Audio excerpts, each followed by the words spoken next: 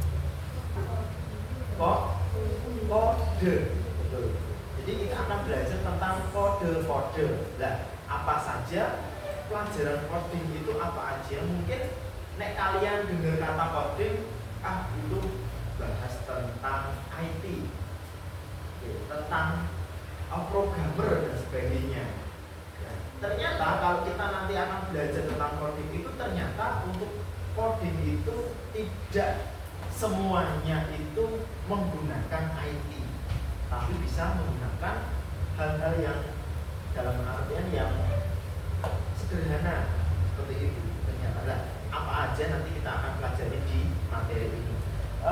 Di pagi ini kita akan belajar tentang apa itu berpikir komputasional. Apa itu berpikir komputasional? Oke. Yang pertama, pernahkah kalian memberikan makan kucing? Pernah. Kalau kalian memberikan makan kucing itu yang kalian siapkan yang pertama itu apa? Baskom atau wadai, baru dikai apa? Makanan, baru disodor ya, disodor. Apakah setiap kalian memberikan makanan itu alurnya seperti itu? Wadai dhisik, kei makananane baru disodorke, atau makananane dhisik, baskome baru disodorke? Biasanya gimana kalian? Baskome dulu siapke, terus dikasih makanan, baru disodorke ke kucing. Setelah disodorke otomatis akan dimakan sama kucing.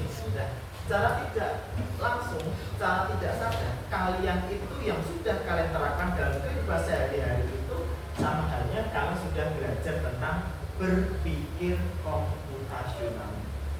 Contoh yang lain, misal dalam satu minggu kita kan sekolah itu kan dari hari Senin sampai hari Sabtu. Apakah dari hari Senin sampai hari Sabtu seragamnya sama? Tidak. Setiap hari itu berbeda-beda dan beda-beda ya setiap hari. Nah, itu sama halnya seperti itu di komputasional. Contoh lain, kalau kalian wudhu itu kan dari pertama dari kuku dan sebagainya, kemudian muka, tangan dan sebagainya sampai yang terakhir bagian kaki, itu ada alurnya dari awal sampai akhir. Nah, secara tidak langsung itu kalian sudah menerapkan berpikir komputasional. Oke. Nah, ini apa ini? Ini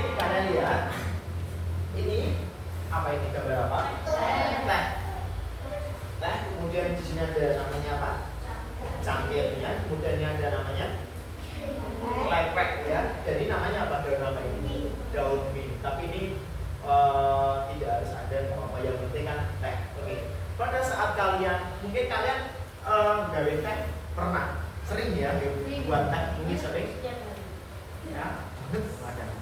Mungkin ada yang buat kopi dan sebagainya. Pada saat membuat teh itu kan kalian pertama nyiapke apa nih dhisik? Cangkiri dhisik baru pertama nyari bahan dhisik. Yang ada bahannya loh. Ada bahannya. Bahan disiapke sik ada teh jeruk misalnya, ada gelas, ada lepek, kemudian ada gula nih. Terus diudek gunake sendok, ada bahannya dulu. Ya, bahan-bahannya itu. Kemudian setelah bahan kemudian menyiapkan namanya alat. Alat yang digunakan apa aja untuk membuat teh itu? Alat ya. Alat itu yang digunakan untuk air itu bahannya. Kalau alatnya itu apa? Sendok baru cangkir, kemudian ada teh itu masuk ke alat atau bahan? Yang lain apa yang bahan? Lepek, untuk sendok udah. Gula masuk di alat atau bahan? Bahan. Oke. Sudah kalian menyiapkan alat dan bahan, lanjut ke langkah.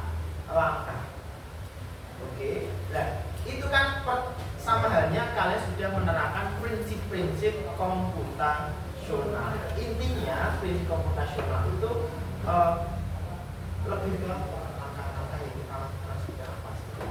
Kalau kalian buat mie, kalian buat mie itu di belakang kemasannya itu kan biasanya ada cara membuat super mie di sana. Dari alatnya apa, kemudian bahannya apa, baru ke langkah. Seperti itu. Ya, oke. Itu ya.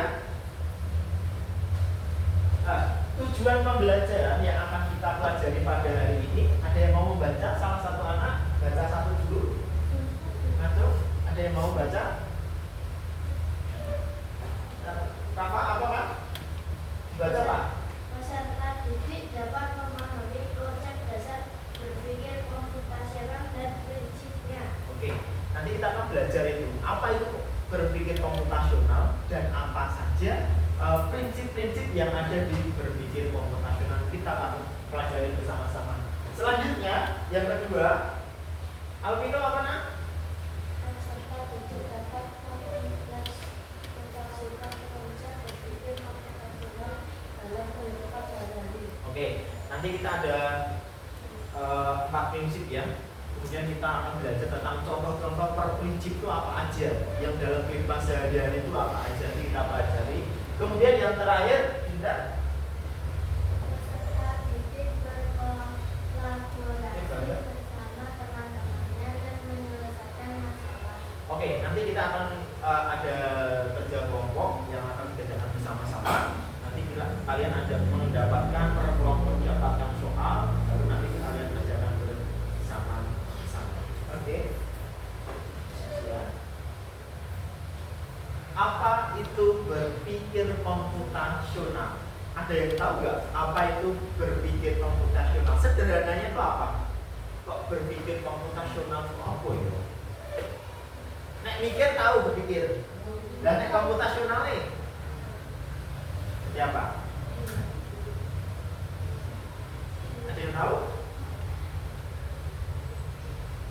Nek komputasional yang kalian tahu apa? Dari kata apa itu? Berpikir komputasional berarti ada yang mikir. Komputasional itu maksudnya piro? Ada yang tahu nggak? Komputasional, dari kata apa itu? Apa? Yang sering kalian pelajari di lab itu apa? Iya, berpikir komputasional itu sama halnya kita akan diajak berpikir layaknya seperti komputer. Oke, maksudnya gimana Pak? Oke, komputer itu kalau kita tidak, sekarang gini, kalau kalian di komputer, nek pamane komputer itu ora kok pencet, apakah komputer itu akan jalan? Ora kok pencet on off, apakah komputer akan hidup? Kalian buka di laptop atau komputer, buka Google misalnya, pengen nyari itu dan sebagainya, tanpa kalian perintah aja? Enggak. Dan kita di sini akan belajar tentang apa itu berpikir komputasional, yang intinya diajak untuk berpikir layaknya komputer. Ya, seperti itu. Berpikir komputasional, oke? Berpikir komputasional bisa diterapkan dalam kehidupan sehari-hari. Ya. Ketika kamu menemukan soal matematika yang sulit, sebenarnya soal tersebut bisa diselesaikan dengan lebih mudah dengan mengetahui polanya. Sama halnya kalian kemarin belajar matematika tentang penjumlahan dan pengurangan. Kemudian caranya kalian buat bersusun dan ada polanya. Dikalikan yang pertama, lanjut dikalikan yang kedua. Kalau kalian tahu polanya, tahu susunannya, otomatis kalian bisa mengerjakan seperti itu toh. Oke. Jadi berpikir komputasional adalah proses berpikir secara sistematis urut ya artinya ya, dan logis untuk memecahkan masalah dengan menggunakan konsep ilmu dalam komputer. Intinya kalian akan diajak berpikir seperti komputer yang sistematis dan logis. Oke, ya. Sekarang dulu sebelum ada komputer itu apa-apa serba ditulis tangan. Ya. Sekarang udah ada komputer, udah ada laptop, kita mau apa-apa itu tinggal ketik aja, baru di print. Kita cari foto, cari video, cari apa pakai komputer, tinggal di download, lanjut di print, itu udah bisa. Oke. Sekarang udah perkembangan zaman yang sudah sangat meningkat, tapi walaupun teknologi berkembang sangat pesat, kita juga harus tahu plus dan minusnya. Ya, tapi kita kalau plusnya banyak kita lakukan yang terbaik. Oke. Nah, ini 4 prinsip komputasional. Ya, 4 prinsip komputasional yang mau nyanyikan. Yang pertama dibaca tidak? Satu, yang kedua apa? Oke, yang ketiga? Yang keempat? Oke, sekarang dibaca bersama-sama ya. Dibaca dari awal 4 prinsip. Yuk, bareng-bareng yuk. 4 prinsip berpikir komputasional. Over. Memecahkan masalah, dekomposisi, mengenali pola, informasi penting, abstraksi, Yang keempat. menyusun langkah-langkah algoritma. Dan itu 4 prinsip berpikir komputasional yang harus kalian pahami. Ada 4 yang jelas ya. Yang pertama itu memecahkan masalah atau dekomposisi, kemudian mengenal pola, yang ketiga menginformasi penting atau abstraksi, dan yang keempat adalah menyusun langkah-langkah atau algoritma. Oke. Yang pertama, dekomposisi. Oke, disimak ya. Dekomposisi artinya memecahkan masalah disebut dekomposisi. Dengan dekomposisi, masalah yang besar dapat dipecahkan menjadi bagian-bagian yang lebih kecil. Contohnya saat membereskan kamar, kita dapat memulai dengan merapikan tempat tidur, mengumpulkan barang-barang yang berserakan, serta menyapu dan mengepel lantai. Oke, contoh yang lain dekomposisi yang ada di kelas itu apa? Contoh ya, ini kan intinya dekomposisi itu kalau kita dapat proyek, kalian selesaikan bersama-sama melalui langkah-langkah yang kecil. Contohnya apa? Piket. Awalnya kenapa? Piket awalnya kenapa? Awalnya sebelum terbentuk kelompoknya, kalian buat apa dulu? Buat jadwal. Baru buat jadwal, kemudian buat membentuk kelompok piket. Setelah piket, waktu kalian kegiatan piket, otomatis langkah pertama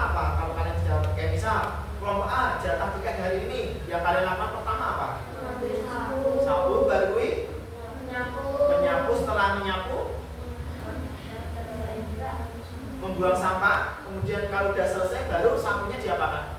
Dikembalikan ke tempat semula. Nah, itu sama halnya dekomposisi, menyembuhkan langkah-langkah. Oke, betul ya? Next, yang nomor 2, pengenalan pola. Sebagai pelajar, kamu pasti memiliki jadwal pelajaran di sekolahnya. Misalnya, setiap hari Senin selalu ada pelajaran matematika di setiap kelas. Itu adalah pola, mengenai pola bisa membuat kamu lebih teratur dan mudah memprediksi berbagai hal yang harus dihadapi. Contoh dalam kehidupan sehari-hari adalah misal makan pagi hari, siang hari, dan makan hari. Oke, kalian kalau makan mesti wajib sarapan. Siang sampai rumah juga makan. Malam juga kadang makan, kadang enggak. Apakah itu ada polanya? Iya, oke. Kemudian contoh yang lain, pola yang lain apa? Yang dilakukan tiap hari dan ada urutannya. Mandi pertama dia pakai sih mandi. Copot dulu, baru dicangkelke. Udah langsung apa ya? Ambil kemudian pakai apa? Sabun, sampo dan sebagainya. Setelah itu diambil lagi, baru dan lunan. Ada alurnya. Yang lain satu lagi apa? Belajar itu kalian ada polanya kan? Bisa sekarang sekolah, nanti siang istirahat, malam mesti gawe PR. Kadang ada juga yang mengerjakan PR di jam-jam siang. Nah, itu ada. Kemudian contoh yang ketiga, membedakan jenis buah berdasarkan bentuk, warna, dan teksturnya. Kemudian yang keempat, mengenali pola cuaca, misalnya awan gelap menandakan awan hujan. Itu ada polanya. Oke. Misal panas, otomatis kita mengetahui kumbahan. Misal kita menjalani kumbahan misalnya, hari ini cuacanya sangat panas, berarti otomatis kita mau hujan. Nah, di jemur panen otomatis akan garing karena ada panas. Oke, ya. Contoh pola, ada yang mau mengerjakan di depan, maju ke depan, mengerjakan contoh polanya. Oke, kalian lihat. Kalau kalian lihat, ada yang mau nggak? Berdua, angka 2, angka 4, dan angka 6. Kelipatan berapa? 2. Ada yang mau maju? Boleh saja. Ada yang mau maju? Maju aja nggak apa-apa. Berani, tunjuk jari aja kalau ada yang berani. Tapi nggak mau mengerjakan contoh pengenalan pola? Oke, akan maju tak?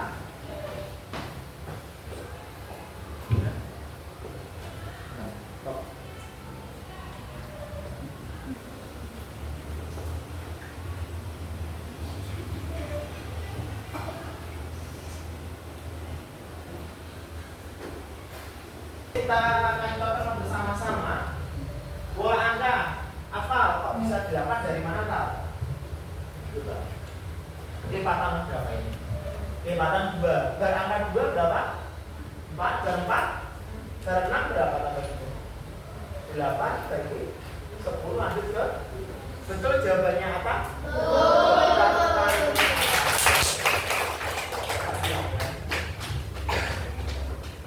Selanjutnya ada yang mau maju lagi, ada satu pertanyaan lagi.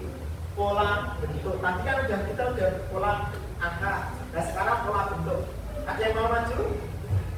Oke, yang cewek. Siapa? Oh, itu. Sakila, ayo maju lah. Maju lah. Oke. Nah, coba kalian lihat. Ini bentar ya. Kamu jadi besar. Ini gambar apa? Ini gambar. Ini gambar apa? Segi. Lanjut gambar yang keempat. Setelah itu apa? Coba kamu gambar.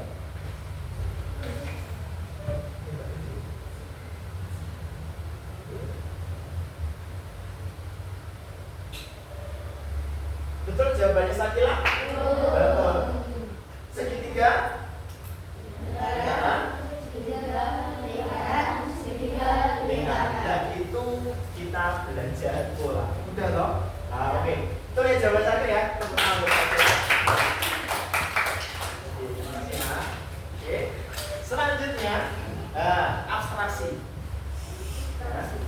Abstraksi, apa itu abstraksi? Metode ini berfungsi menemukan informasi penting dan membuang informasi yang tidak penting, sehingga seseorang dapat menggunakan informasi penting tersebut untuk menyelesaikan suatu masalah. Ketika kamu ingin buang air kecil, nek kamu misalnya contoh ya, nek kamu pengen kebelet pipis, sing dalam pikiran kalian, sing dirasake pengen langsung ke kamar mandi, opo makan dhisik, langsung ke kamar mandi tuh jujur toh.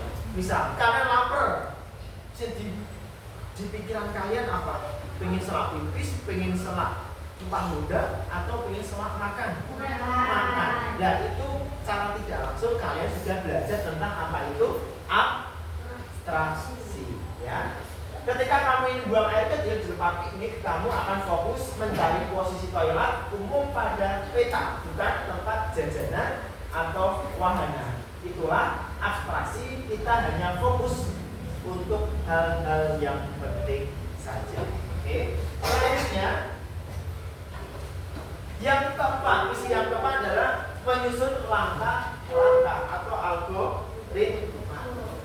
Algoritma merupakan penyelesaian masalah dengan cara berpikir menggunakan langkah-langkah yang urut dan sistematis. Algoritma berfungsi untuk menyelesaikan masalah dengan membuat tahapan demi tahapan. Desain algoritma juga dirancang dengan pola yang algoritma. Misalnya, pola yang sudah ditentukan, pola yang menggunakan warna atau bentuk, serta menggunakan data yang urut. Ya, jadi kalian bisa disuruh membuat Indomie misalnya, menyebutkan langkah-langkah pertama itu apa, siapkan apa, kemudian yang kedua di mana, yang ketiga di mana, dan keempat. Itu ada namanya langkah-langkah. Oke, itu ya. Jadi itu. Nah, sekarang bentuklah kelompok. Ya, nanti udah ada berapa kelompok ini? Kamu kelompok berapa nak? Oke, kamu kelompok? Kamu kelompok? 3. Ada 4 kelompok jadi ya. Nanti kita akan mengerjakan soal LKPD seperti itu. Oke, perwakilan kelompok bisa maju ke depan. Perwakilan kelompok salah satu aja maju ke depan. Boleh? Dua ya, dapat dua, Pak. 2. Ini kelompok ya, 2.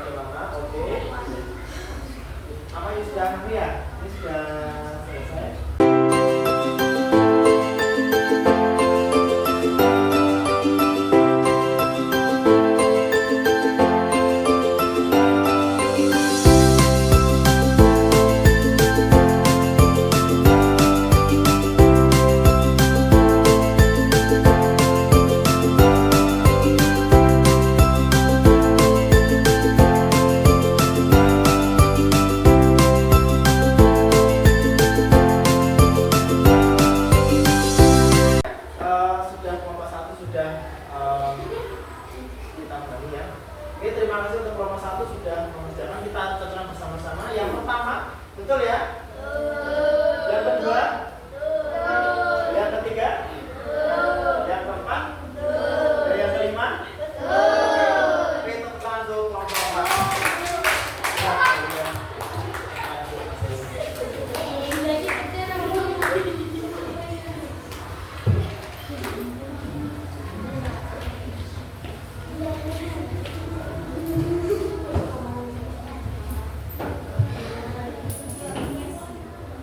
Oke.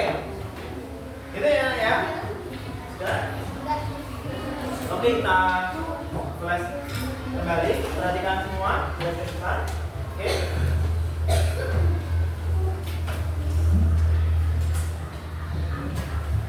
Yang pertama, apa saja yang sudah kita pelajari pada hari ini? Kita tadi sudah belajar tentang apa? Tentang yang pertama, berpikir komputasional. Artinya apa? Berpikir komputasional? Berpikir seperti halnya komputer yang justru secara sistematis dan logis. Kemudian yang selanjutnya ada 4 prinsip komputasional. Berpikir komputasional apa saja? Yang pertama, dekomposisi. Kemudian yang kedua, pengenalan pola. Kemudian algoritma, dan yang keempat adalah abstraksi. Oke, itu ya yang sudah kita pelajari pada hari ini. Oke, jangan lupa nanti kalian di rumah tetap belajar tentang apa itu seperti dan sebagainya. Kemudian, oke, itu ya. Ada yang mau ditanyakan lagi? Enggak? Oke. Ya, terima kasih untuk pembelajaran hari ini. Oke, sebelum kita jangan lupa ya, nanti kita kasih PR di rumah. Jika jangan di rumah ya itu ya. Oke, tadi tugas yang sudah kalian tulis tadi tolong dikerjakan di rumah. Sekarang, yuk siapa yang memimpin doa? Ya, itu. Doa mulai.